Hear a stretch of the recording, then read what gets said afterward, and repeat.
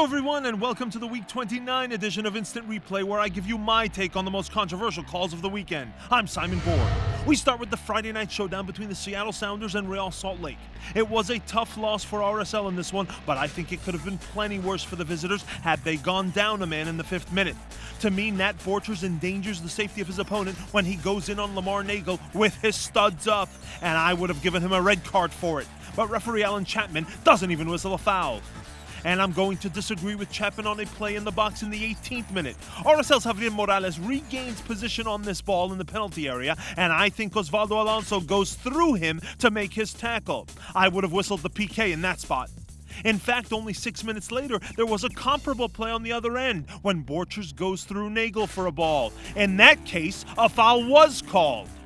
Last one from a rocking CenturyLink field. It's the 80th minute and Borchers heads a Morales free kick on goal. But does Sounders goalkeeper Michael Spurney carry the ball across the line? The angle is not ideal, but I think we can safely say that the ball never crosses the line entirely. Moving on to Montreal, where I thought there could have been a penalty kick called against the Columbus Crew in the 27th minute. It looks to me like Crew defender Chad Marshall has his left arm extended and it deflects the shot by Felipe. I would have whistled the penalty kick, but referee Baldomero Toledo does not. It would turn out to be a key moment in the match. The Impact were up 1-0 at that point, and they would eventually go on to lose 2-1 at home. On that game-winning goal by the Crew, good eye by assistant referee Philippe Briere. Columbus forward Dominic Oduro was in fact not offside on the pass by Federico Higuain. I consider that the toughest call to make in soccer when the defender and forward are crossing at high speed. Next to RFK Stadium, where I thought DC United should have had a penalty kick in the 42nd minute. Chris Pontius beats LA goalkeeper Jaime Pinedo to this ball in the box, and the Galaxy man has to go through Pontius to make an attempt for the ball, and he brings Pontius down. Referee Drew Fisher instead opts to award a corner kick. There was another penalty that I think should have been called, this one in Colorado-Dallas. With Dallas trailing 2-1, I think Fabian Castillo is chopped down by Marvel Wynn in the 74th minute. Not that it would have mattered for me, but it looks like Marvel Wynn doesn't even get the ball. Referee Ricardo Salazar lets play continue. Now, two good no calls in the box by referee Jair Marufo in San Jose. In the 24th minute, Ramiro Corrales clearly takes a dive. I don't see any contact by Carlisle Mitchell, and I think Corrales should have seen a yellow card. Then, in the 58th minute, there was a handball shot from the Whitecaps. The angle is not ideal, but it looks to me like this ball is high enough that it pinballs off Chris Wondolowski's chest and not his arm. Another PK question at the StubHub Center in the 68th minute. Portland goalkeeper Donovan Ricketts clearly gets a piece of Eric El Cubo Torres as the Chivas USA forward gets past him. The contact is there, no doubt about it, but Torres takes a step and a half before falling to the ground. Reports say he had stud marks on his hip after the match. Okay, but if you could stay on your feet as Torres did for a moment, then don't expect to get the whistle. Good no call by Matthew Forster. Chivas USA were graced by Forster 7 minutes earlier. Osvaldo Minda is already on a yellow card when he clips Jose El Trencito Valencia. That should have been a second yellow and automatic red for me.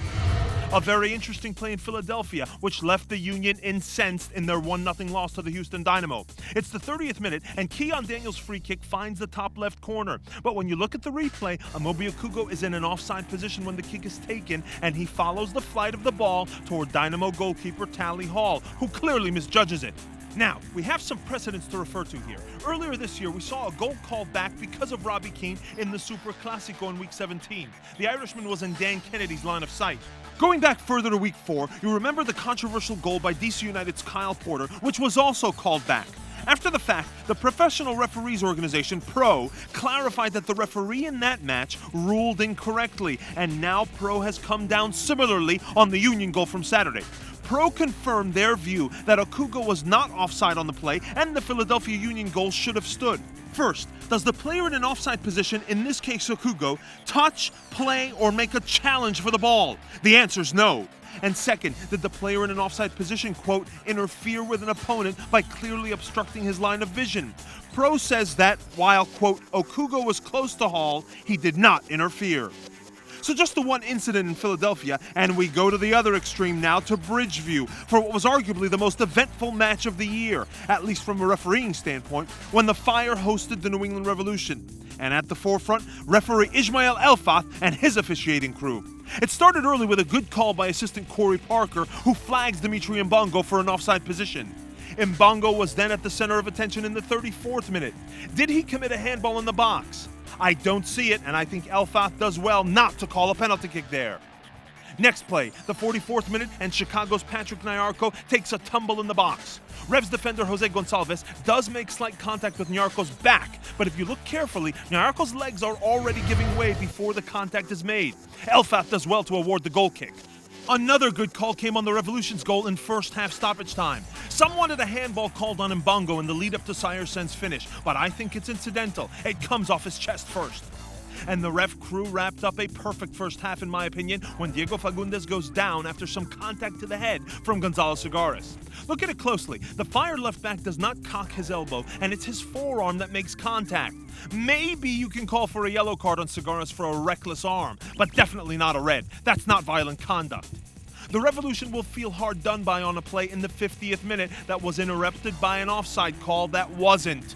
Senior assistant Greg Barkey puts his flag up, but Sen was not the one in an offside position. It was Mbongo who took himself out of the play.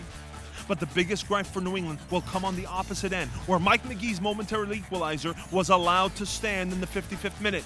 The problem is that Juan Luis Anangonó is offside on this pass, but still applies the pick on Gonçalves, allowing the ball to reach McGee. Whether Anangonó touched the ball or not, if we use the same guidelines from the Akugo offside in Philadelphia, this should have been flagged by assistant referee Corey Parker. Anangonó interferes with his opponent.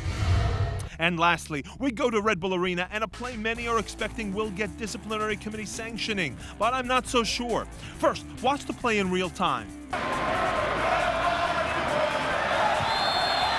You'll notice Toronto's Jonathan Osorio kicks the ball just before the whistle is blown. So technically Osorio is within his right to kick the ball, which slams off the face of Kosuke Kimura. Look, I think everyone would have preferred to see Osorio do anything but shoot the ball in that case, and he had other options. But if we're talking about the rule book, Osorio does nothing wrong, and no cards are shown by referee Edvin Jurasevich. Now, from a professional standpoint, I think the Red Bulls are right to take offense, especially since it was a harmless ball at midfield. But this game also had a lighter side. In the 43rd minute, Bradley Wright-Phillips is bumped in the box by Scott Caldwell. It's a fair shoulder challenge, nothing illegal there, and Wright-Phillips doesn't get the call. But Wright-Phillips doesn't get angry, he gets affectionate. Yep, that's Wright-Phillips giving Caldwell a peck on the cheek. You know, we're used to seeing some players toss some nasty fits when a call doesn't go their way. But the Red Bulls forward shows us maybe there's another way to handle things. That's all we have for this week. For editor John Benton, I'm Simon Borg. We'll see you next time.